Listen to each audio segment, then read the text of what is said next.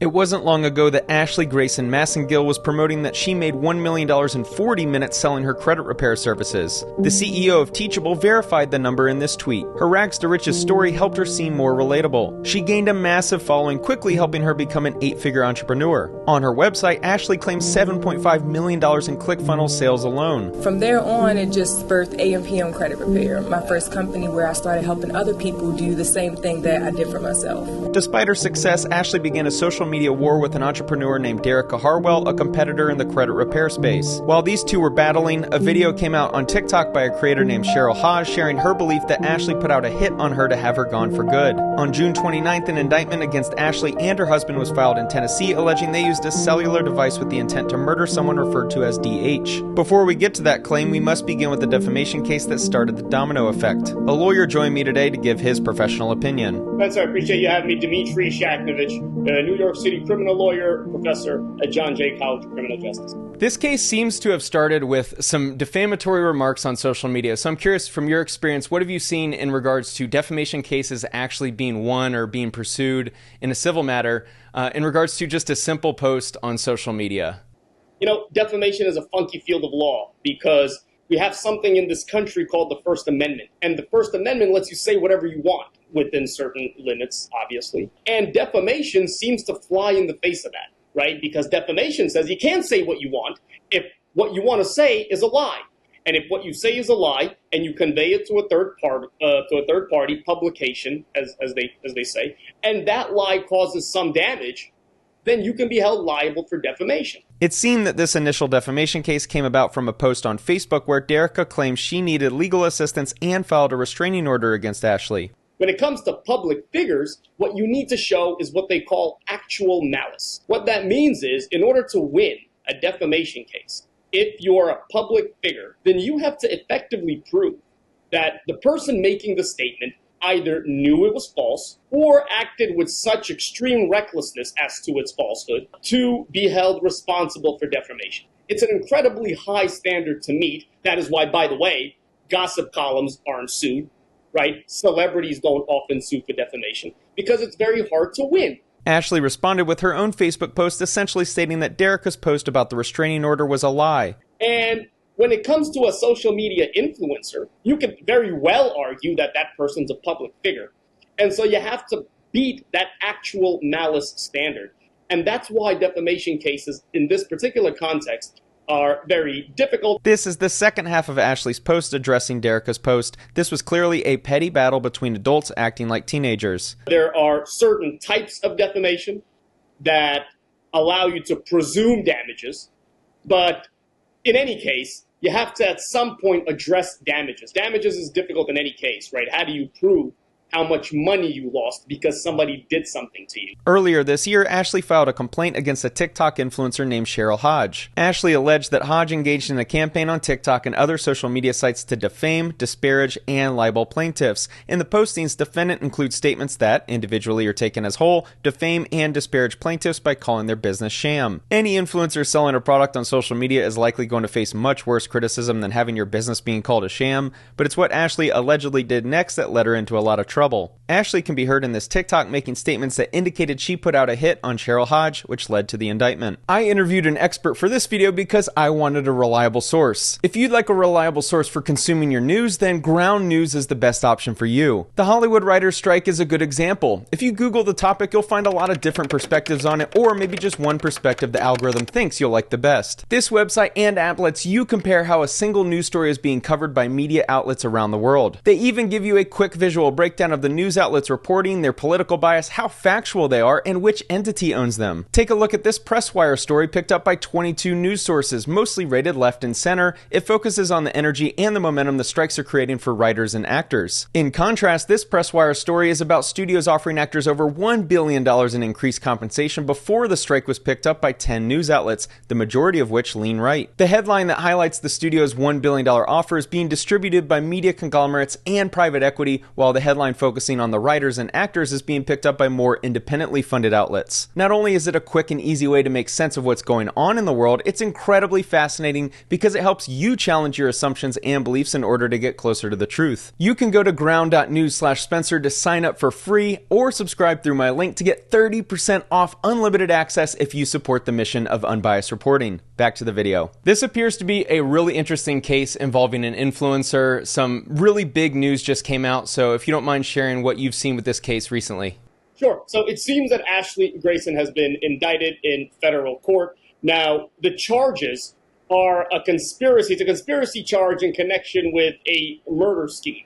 Now, conspiracy is by definition an incomplete crime, right? It's defined by an agreement to commit a crime. It's not the actual crime, which is why the potential penalty here is a 10-year prison term.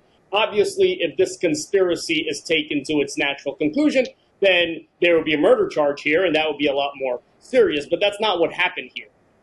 Folks are jumping at why it seems that there is only a 10-year potential prison sentence here. That's the answer. But really, the case and the substance of the case will depend on the evidence. The indictment just came down a few days ago, so we are now engaging in a long, months and months long process to engage in the evidence, right? Discovery, as it's called, the turning over a document. So that's what will happen now. You use the word indicted, and for some people, they may not understand what indictment means. What exactly is an indictment? Does that mean she's guilty, or is this just the start of a process? No, not even close. In really serious cases, in federal court and in state courts, in different ways, the law has determined that because the penalties are potentially so severe, there must be a layer in between the initial charge and a trial, right? And that's what an indictment is for. An indictment is when a grand jury gets together, not a trial jury, a grand jury. It's very different. And they decide whether or not there's enough evidence to go to trial. The standard for an indictment is very low. It's effectively probable cause rather than the beyond a reasonable doubt standard that's applied in criminal cases. So indictments are easy to come by. If a prosecutor wants to indict, the prosecutor will. It's very rare that a grand jury will not indict, not return an indictment. And that's for a variety of reasons. The defense can't put on a case. There's no cross-examination. The defendant has a right to testify, but the defendant's lawyer is effectively nullified. The judge can't do much. So that's what an indictment is. It's an extra layer of protection for the accused. From your perspective, how do you see this playing out over the next few months? Essentially, what's the next step after the indictment? So now we engage in the discovery process, right? The strength of this case, it sounds obviously very serious, and it is, and the charge is very serious. The strength of the case will depend on the evidence, right? And by that, I mean, are there recordings here? Are there witnesses that are willing to testify? What are they going to testify to, right? There are two defendants here. That's always compelling, which defendant will use what theory of defense. And in the process of these many months, there will undoubtedly be plea bargains and things of that nature. So it's very difficult at this early stage to see where these cases go. But in federal court, federal authorities, and by that I mean the investigative authorities, the FBI, so on and so forth, are very good at collecting evidence and investigating cases. That's why the conviction rate is so high in federal court. And so from that perspective, it's not looking good. But again, that's an entirely superficial analysis. I'm familiar with civil court matters, which is involving a complaint between a plaintiff and a defendant. In this case, we obviously have a defendant, but I'm getting the sense that you're saying that the federal authorities might be the plaintiff. Do you mind explaining who the actual plaintiff is in a matter like this? Sure. So generally speaking, all right, the U.S. legal system is divided into criminal and civil work. Civil work is primarily money, right? When you sue somebody for money, there is no guilt in a civil case. There's liability, as they say. And then there's the criminal side of stuff, which is when the government tries to do something to you, put you in jail, take your money, do something to punish you for committing a crime, which is typically codified in the U.S. Code or some other federal statutory authority. So there is no plaintiff in this case. There is the United States of America, which is quite daunting when you see it on a caption. right? That's what this is. This is very different than a civil case, and civil cases can span, personal injury and commercial work and business litigation, defamation, so on and so forth. This is very different. You are currently not the attorney for any parties to this case, but if you were put in a position where you're defending against someone who is facing the federal authorities, that sounds really daunting. What is the defendant in this case? What are they looking at? As an attorney, what are you looking at as defending them? Like, what are the next steps that you would do for your client? So initially, you call the prosecutor, right? The prosecutor is kind of the boss at this moment, right? So you call the prosecutor and you figure out what the prosecutor wants out of this case. And this is a serious case. I'm assuming what the prosecutor wants is some serious punishment. And then you figure out if, judging on the evidence, there is a likelihood of success of going to trial. If there is not, then you explore things like plea negotiations, possible cooperation. That happens often in federal court. May be difficult in a case like this, but generally speaking, that's what you would do.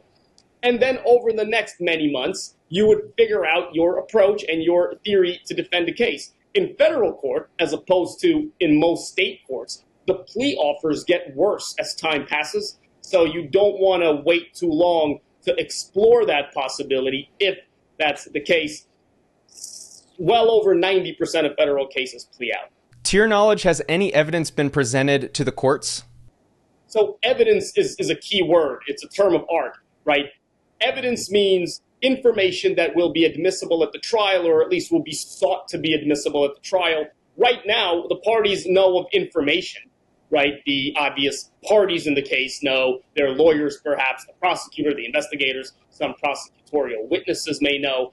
But evidence is a term that is used in a limited scope, and that will come out later as the case progresses. I know this is a question with a lot of variables. However, in your experience, when you look at a case like this, what is an expected timeline to go from where we're at today to where we have some type of resolution? In federal court, cases move quicker than they do in many state courts. You'll likely get several months depending on the volume of evidence. Here, the time frame that they are alleging this crime was committed is only a few weeks. I'm assuming there are recordings out there. I'm assuming there's perhaps some other pieces of information, witness information and the like.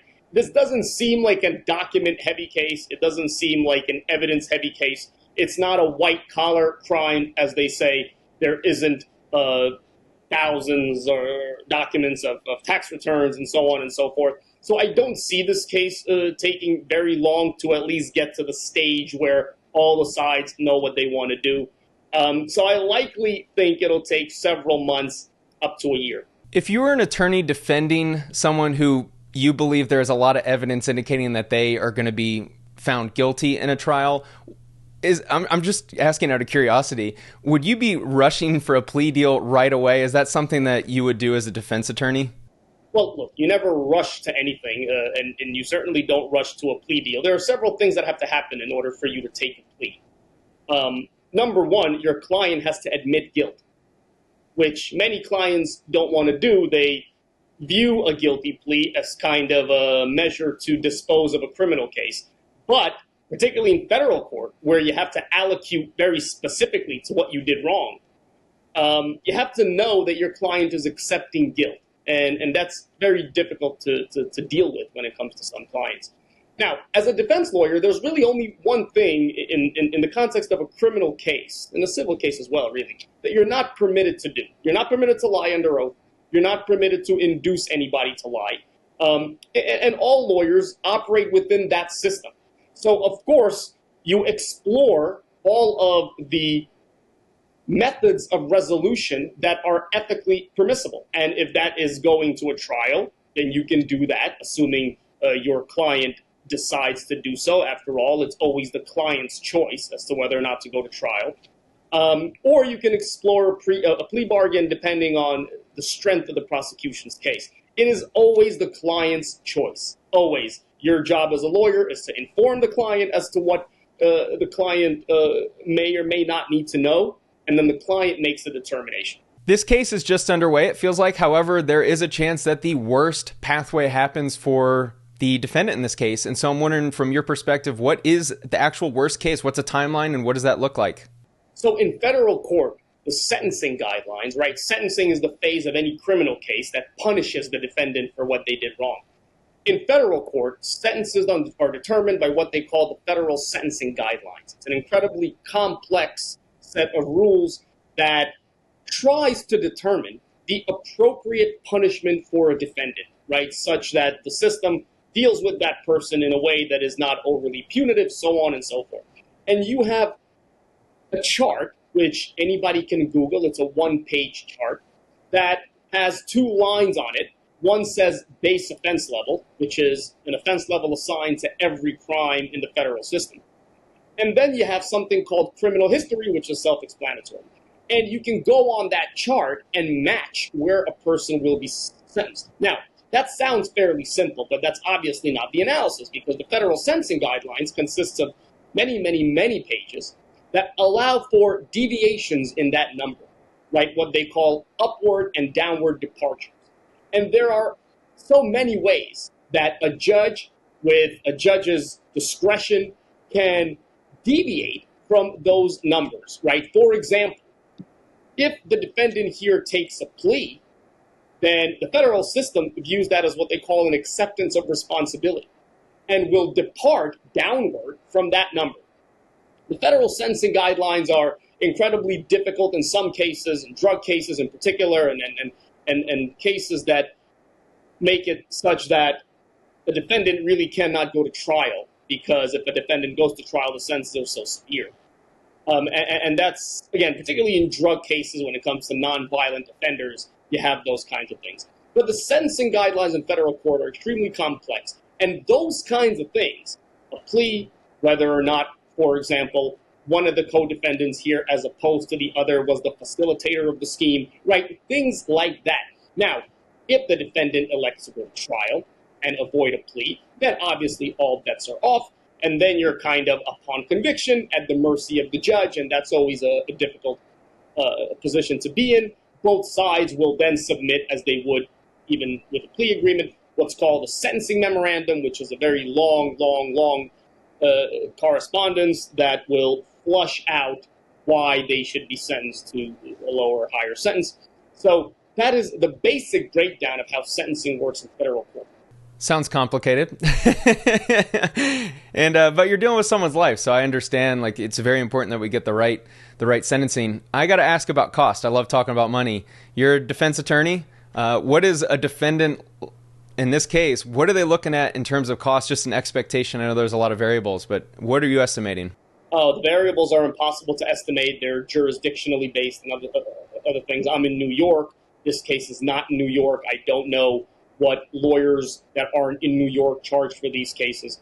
In New York, you would easily charge a six-figure retainer for something like this. The good thing about a criminal case in federal court is that, as opposed to a civil case in defamation, for example, in a criminal case, you are basically understanding the confines of the representation. So most lawyers will charge what they call a pretrial fee, and then a trial fee if the case goes beyond that. You can't really do that in civil court because the way that a litigation can go is so diverse. You can have one deposition, you can have 10 depositions, you can have, in any event. So in criminal court, the numbers are very high for retainers, but at least you can usually find a lawyer that's willing to give you a flat fee so you know kind of what you're paying up front. It sounds like both defendants in this case have hired different attorneys, which sounds really odd to me, not only for cost, but also for strategy. So I was wondering what your professional perspective is on that matter. So in a co-defendant case, almost always, you're always going to have different lawyers for a defendant. Why is that? Because even at the outset of the case, if the defenses look consistent with one another, they may not be consistent as the case progresses. And then if you have one lawyer, the lawyer is in what they call a conflict of interest, and the lawyer has to withdraw from all representation. So the smart thing to do is always to hire two lawyers to do the case, and that way you never have that issue. There are ways that conflicts of interest rules can be bent. Some lawyers, unlike myself, are willing to engage in that kind of analysis. I never do. I never take any of those risks. If I have a client that was indicted with a friend, I always tell the friend, go get your own lawyer. I can't represent you. If they ever call me and say, well, I know you're not my lawyer, but can you? I say, no, that's not going to work. Because if down the line you go to trial and you have one lawyer, even if the judge permits it, which most judges will remove a lawyer, but let's say a judge permits it and there's a conviction, that can always serve as a basis to vacate the conviction, a basis for appeal. So our system is interested in finality, right, in closing out these cases one way or the other. And having somebody's lawyer compromised, allegedly, is a good way to open up a case that you want closed. And so everybody in the system, including the lawyer, because there are ethical consequences of being in a conflict of interest, wants to make sure that they cross their T's and dot their I's. From my understanding of what you just said, there is a chance that you will see two different sentences for two different defendants, even though they're in the same case. Is that accurate? Absolutely. Absolutely. Awesome. The term bail usually gets thrown around in cases like this. So I was wondering, what is bail and what are the terms right now? Sure. So in every state in the U.S. and obviously in the federal system, you have something called a bail or a bond. Some places call it cash bail. It's referred to in different ways. Bail is really a condition to ensure a defendant returns to court. Obviously, right, you can imagine if you have a defendant that either has resources or is charged with a serious crime or both, that defendant may not want to come back to court because obviously you can get in trouble, right? So bail is designed as a condition to ensure the defendant return to court, in addition to other conditions, such as surrendering of passports, for example, geographical restrictions. The federal system is very, very intricate in that, unlike many state systems. There are conditions put in place to ensure the defendant comes back to court. The bail condition typically is associated with money, right? Cash bail is the amount of money somebody has to pay to ensure your return to court. That's a sum of money that they are returned if you do and forfeit or may forfeit if you don't. There's somebody called a bail bondsman where you can effectively hire somebody, give them a percentage of the money, secure it with some property or some other chattel, and they will put up the money and ensure your return to court. And the factors that go into how much money is at stake are all of the factors that you would imagine, right? Seriousness of the crime, community ties, family in the neighborhood, employment, education, right? All of the factors that go into showing whether or not this person has something to lose. If a person has something to lose, they will likely address a problem like this. So in this particular case, and in all federal cases, right, you are geographically limited. In state court, many times you can do whatever you want as long as you come back to court and obviously aren't rearrested. In the federal system, it's different. They don't let you travel outside of the region in which you are tried unless a judge permits it. Federal system is incredibly structured when it comes to that kind of stuff. There's a probation officer that is appointed to monitor you, perhaps see where you live, associate with your family in some way. So bail is restrictive. And so if and when somebody will look at the order here, which is restrictive, they shouldn't be surprised. They shouldn't take that to mean this is a serious case more than they otherwise would, because it's serious anyway. Thanks so much for joining me, man. Appreciate it. Thank you for having me.